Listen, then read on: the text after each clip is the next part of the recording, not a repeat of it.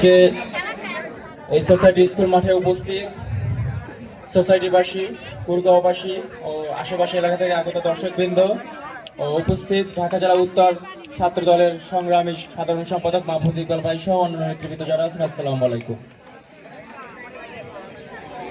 আমরা একটি আয়োজন করতে চেয়েছিলাম। আমরা মনে করি আমাদের ব্যর্থতা থাকতে পারে, ভুল থাকতে পারে, ত্রুটি থাকতে পারে, তারপর আমরা আমাদের সাধ্যমতো চেষ্টা করছি আপনাদেরকে বিনোদন দেওয়ার জন্য। কিন্তু বিগত 17 বছর আপনারা এই বিনোদনের বাইরে ছিলেন।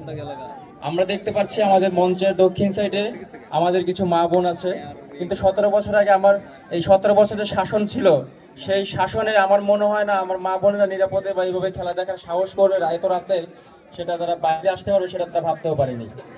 এর জন্য এই পরিবেশটি আমাদের মাঝে যে তৈরি করে দিয়েছেন বাংলাদেশের জনগণের প্রধানমন্ত্রী দেশনায়ক জনাব তারেক রহমান এবং আমাদের সাভার ও আশুলিয়ার গণমানুষের নেতা ঢাকা 19 আসনের মাননীয় সংসদ সদস্য ডাক্তার দেওয়ান মোহাম্মদ সালাউদ্দিন বাবু ভাইকে আমরা আন্তরিকভাবে ধন্যবাদ ও কৃতজ্ঞতা জানাই।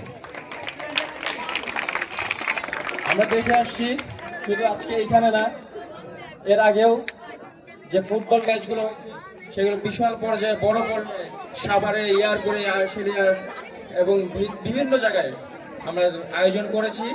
এবং আমাদের ঢাকার গণমানুষের নেতা ডাক্তার মোহাম্মদ সালাউদ্দিন বাবু ভাইয়ের হাত ধরেই সেগুলো হয়েছে। আমরা আশাবাদী উনি ভবিষ্যতে আমাদের আরো সুন্দর সুন্দর কিছু জিনিস উপহার দিবে যা আমরা কল্পনাও করিনি। আর আজকের খেলায় হার জিত যারাই জিতুক যারাই হারুক, আমরা সুশৃঙ্খলভাবে বাসায় কেউ কাউকে উস্কানি দেব না, কারো উস্কানিতে আমরা পা দেব না। খেলা শেষ করব, খেলা শেষ করে আমরা সুন্দর মতো সবাই যাওয়ার বাসায় চলে যাব। কি আমরা যাবো না? ধন্যবাদ। আসসালামু আলাইকুম।